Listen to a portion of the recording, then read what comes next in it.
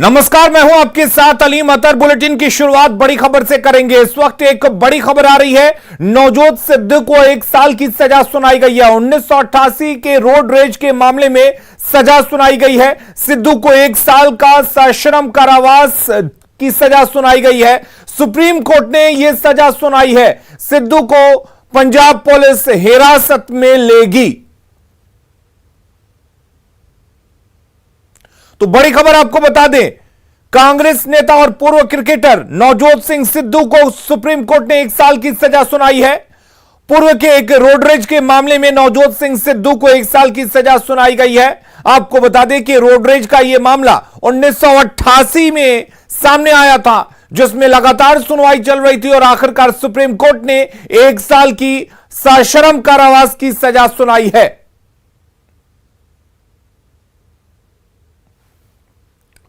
और अब चलिए बताते हैं कि पूरा मामला क्या कुछ है। दरअसल 27 दिसंबर 1988 को यह घटना सामने आई थी, यानी कि 27 दिसंबर 1988 का यह मामला है।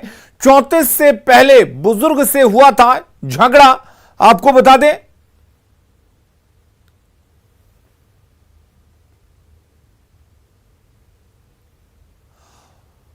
और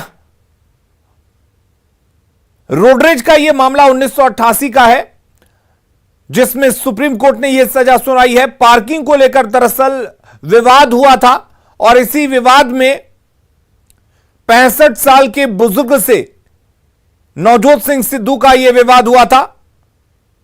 गुरनाम सिंह से हाथापाई भी हुई थी और इस दौरान आपको बता दें कि सिद्धू ने गुरनाम सिंह से मारपीट की थी। बाद में गुरनाम सिंह की मौत हो गई थी और सिद्धू के खिलाफ केस दर्ज हुआ था और उसी केस में लगातार सुनवाई चल रही थी और आज सुप्रीम कोर्ट ने अपना फैसला सुनाया है।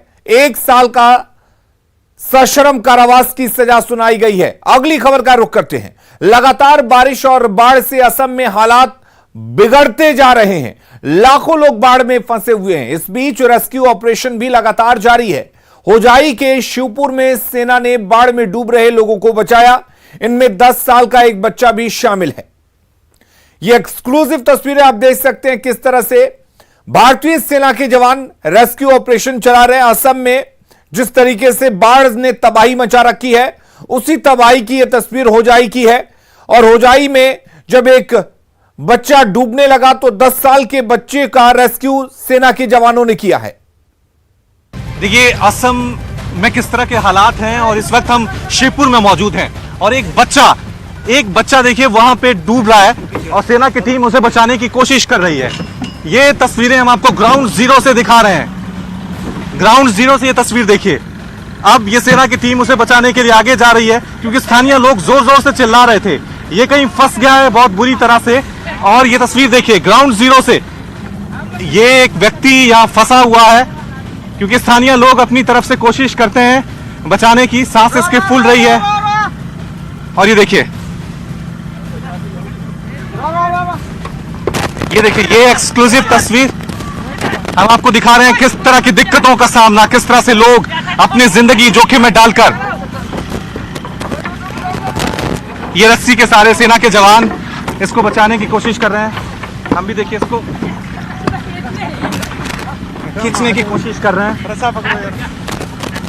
और ये देखिए। हाँ भाई, कहाँ फंस गए थे?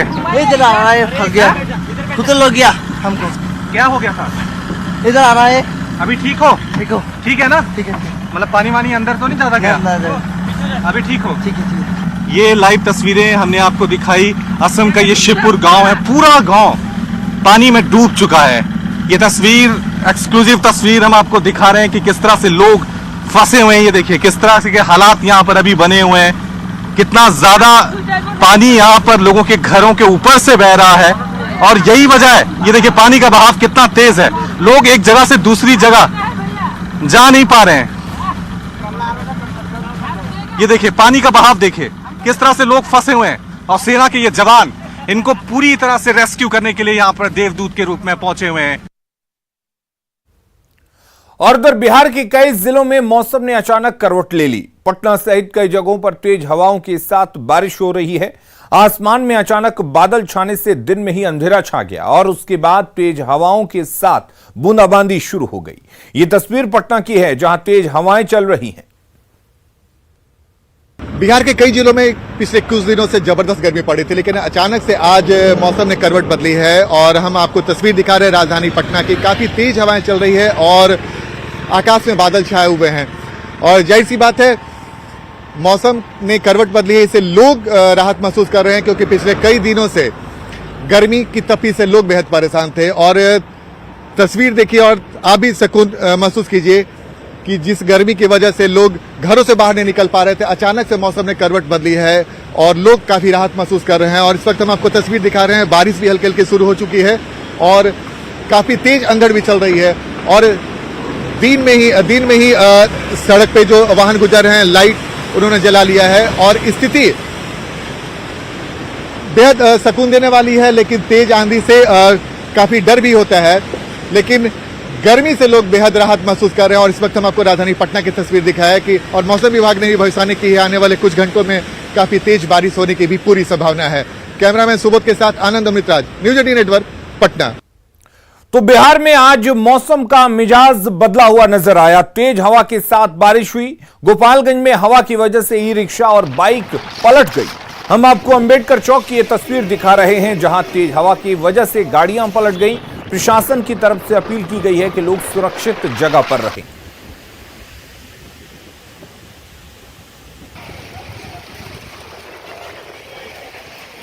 तो ये तस्वीरें आप देख सकते हैं किस तरीके से गोपालगंज में बारिश के साथ तेज हवाओं ने कहर बरपाया। आप देख सकते हैं किस कदर हवाओं में तेजी देखी गई। आंधी की वजह से बाइक हो या ई रिक्शा हो पलट गए, सड़कों पर पलटे नजर आए। कई दुकानों के सामान भी उधर उधर बिखरे नजर आए। हालांकि प्रशासन ने अपील की है कि लोग सुरक्षित जगहों पर रहें, क्योंकि तेज हवा के साथ बारिश काफी हद तक नुकसान पहुंचा सकती है। और अब हम आपको 3 जगहों की तस्वीरें दिखाते हैं। शेखपुरा, छपरा और गोपालगंज की ये तस्वीरें आप देख सकते हैं किस तरीके से शेखपुरा और छपरा में तेज हवाएं चल रही हैं, तो गोपालगंज में भी तेज हवा के साथ बारिश हो रही है।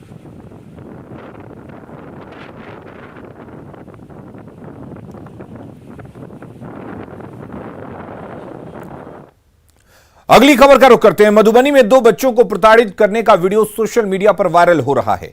हाथ बांधकर बच्चों की पिटाई की जा रही है।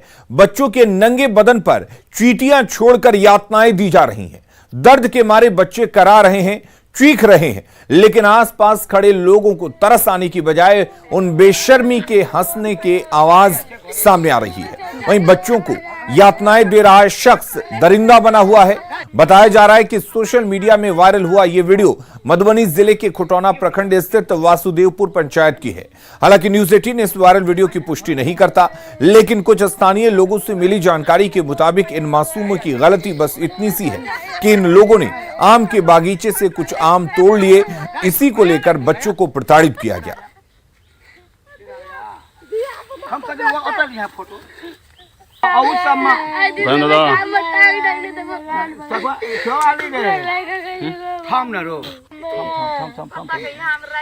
और ऐसे में सवाल यह है कि इस छोटी सी गलती की इतनी बड़ी सजा क्यों? बच्चों की यह गलती है, बच्चे बागीचे से आम तोड़ लेते हैं, लेकिन इतनी छोटी सी गलती की इतनी बड़ी सजा क्यों?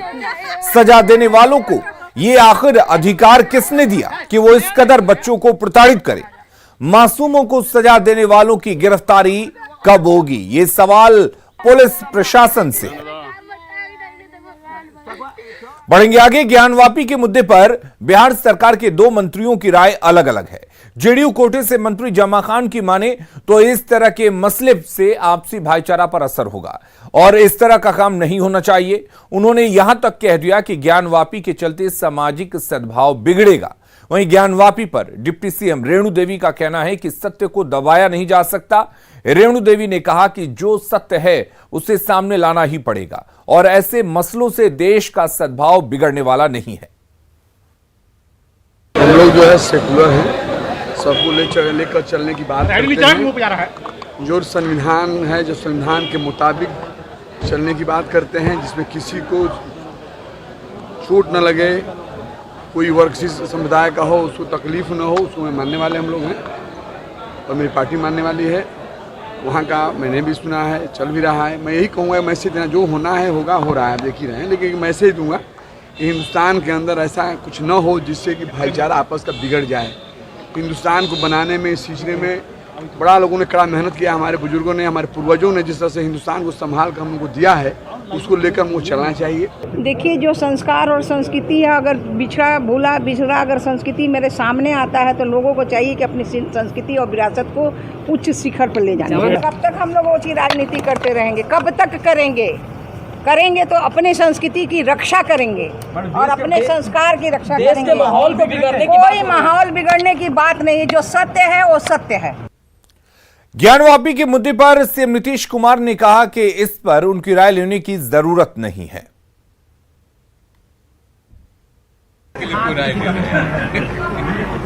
आप अपना ही राय रखिए, आप अपना ही राय रखिए।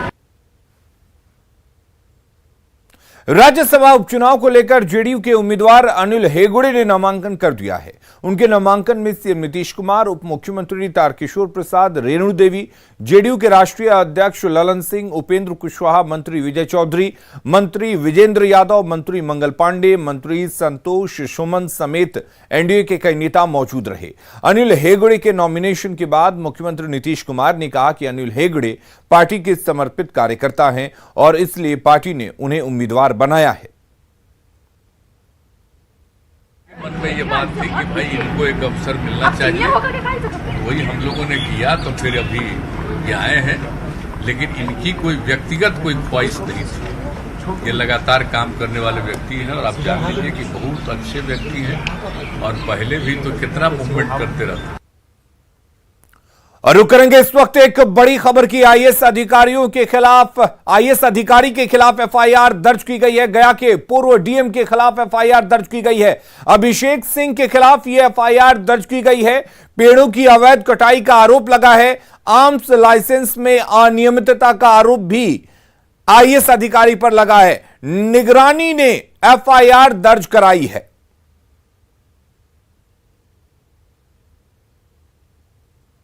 ज्ञान और मोक्ष की धरती कहे जाने वाली गया की भूमि एक आईएएस ऑफिसर और 2 आईपीएस अफसरों को रास नहीं आई।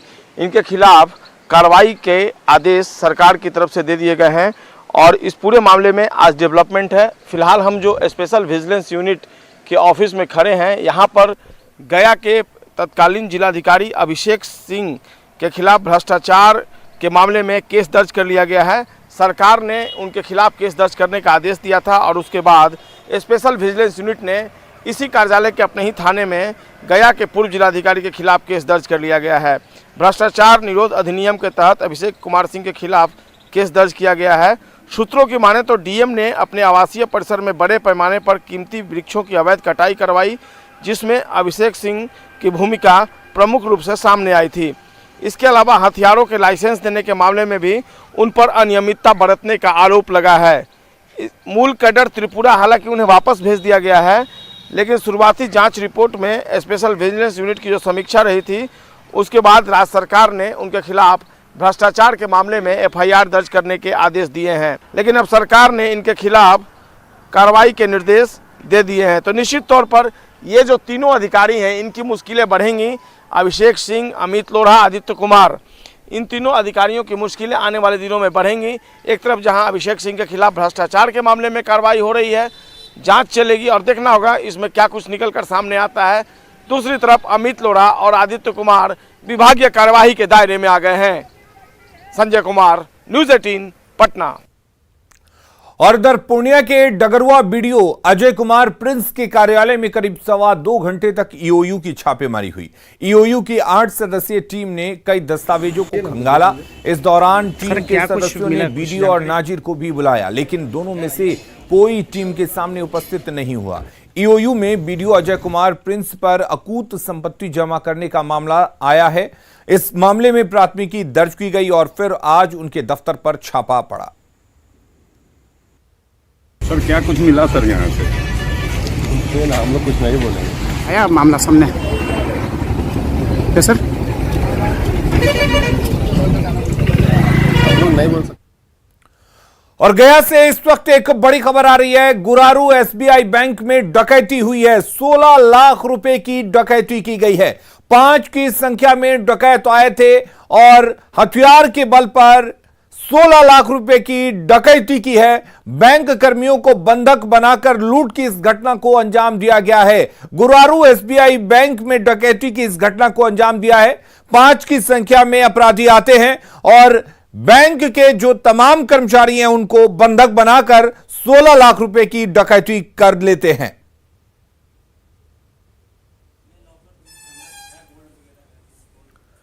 और मुजफ्फरपुर से भी एक बड़ी खबर है। मुजफ्फरपुर में करोड़ों की शराब जब्त हुई है। 3 पिकअप पर लदी थी ये शराब। उत्पाद विभाग की टीम को यह बड़ी सफलता हाथ लगी है। अहियापुर और बोचहा में कार्रवाई की गई है। खुफिया बॉक्स में शराब को छुपा कर रखा गया था, जिसे उत्पाद विभाग ने जब्त किया है। जब्त शराब की कीमत करोड़ों में बताई जा रही है। पटना के मौलाना मजहरुल हक अरबी फारसी विश्वविद्यालय में छात्रों के भविष्य के साथ खिलवाड़ हो रहा है। यहां 3 साल के ग्रेजुएशन की डिग्री 5 साल में भी नहीं मिल रही है। जिन छात्रों ने साल 2018 में एडमिशन लिया वो अब तक सेकंड पार्ट भी पास नहीं कर सके हैं। वहीं 19 सत्रों वाले को सेकंड पार्ट में दाखिला तक नहीं मिला है, क्योंकि रिजल्ट ही पब्लिश नहीं हुआ है। ऐसे में छात्र यहां आकर ठगा हुआ महसूस कर रहे हैं। छात्रों से बात की न्यूज़ 18 संवाददाता रजनीश कुमार ने। मौलाना मजहरुल हक अरबी फारसी विश्वविद्यालय में सेशन बेपटरी है और छात्रों के भविष्य के साथ खिलवाड़ किया जा रहा है। यानी जिन्होंने ग्रेजुएशन में 3 साल पहले नामांकन कराया, उनका अब तक फर्स्ट पार्ट भी क्लियर नहीं हुआ है। यानी 5 साल में भी ग्रेजुएशन हुआ कि नहीं। हम लोग बार बार इस यूनिवर्सिटी का चक्कर लगाते रहते हैं इस आस में कि हमारा सेशन को ये टाइम पे ले लेंगे, लेकिन आप देख सकते हैं कि मैं 2019 में मैंने एडमिशन लिया था और अभी 22 खत्म होने को है। अभी तक हमें डिग्री मिल जाना चाहिए था अपने सेशन का, लेकिन अभी तक हमारे पास फर्स्ट ईयर का एग्जामिनेशन हुआ है, उसके ऊपर से रिजल्ट भी अभी तक हम लोगों को नहीं दिया गया है यूनिवर्सिटी। आपके साथ क्या परेशानी? मेरे साथ भी यही परेशानी है। अभी तक 19 में एग्ज़ाम ये हुआ था, एडमिशन अभी तक नहीं हुआ है, कुछ रिजल्ट नहीं निकला है। क्या प्रॉब्लम है यहाँ? इतना बड़ा सब आते हैं, चक्कर खा कर जाते हैं, बस कोई फायदा नहीं है यहाँ। आते हैं जब तो अधिकारी से मुलाकात होती है, अगर होती है मुलाकात तो क्या बोलते हैं? सर कितने बार तो आए तो हमें तो गेट्स पे ही रोक दिया जाता है। कितने बार तो हमें जो यहाँ के जो वॉचमैन है उन लोगों ने हमें भगा दिया है कि कैसे कैसे करके हम झूठ बोल कर कैसी तरह हम अंदर घुसे हैं, तो हमें मिलने तो आज तक दिया नहीं गया। जब साल में डिग्री मिलेगी आप? मुझे नहीं लगता है कि इस साल भी मिल पाएगी। देखिए कितनी ऊंची इमारत है, बुलंद जो है, कितना भवन है ये, लेकिन यहाँ की जो स्थिति है एक तरह से कहिए कि भगवान भरोसे है और व्यवस्था बेपटरी है। कहने के लिए इमारत ऊंची है, बिल्डिंग बड़ी है, लेकिन उसके बाद पढ़ाई के नाम पर, डिग्री के नाम पर एक तरह से कहिए छात्र के भविष्य के साथ खिलवाड़ किया जा रहा है। नतीजा लखीसराय से, पूर्णिया से, कटिहार से, दूर दूर से यहाँ पर स्टूडेंट जो है फरियाद लेकर आते हैं, लेकिन अधिकारी से ना तो मुलाकात होती है और ना ही कोई ठोस आश्वासन मिलता है। सवाल ये उठता है कि 3 साल की डिग्री आखिर कितने साल में मिलेगी, इसकी कोई गारंटी नहीं है। रजनीश कुमार, न्यूज़ 18। और अपना बिहार के इस बुलेटिन में फिलहाल के लिए इतना ही। आगे देखेंगे झारखंड की खबरें जोहार झारखंड में।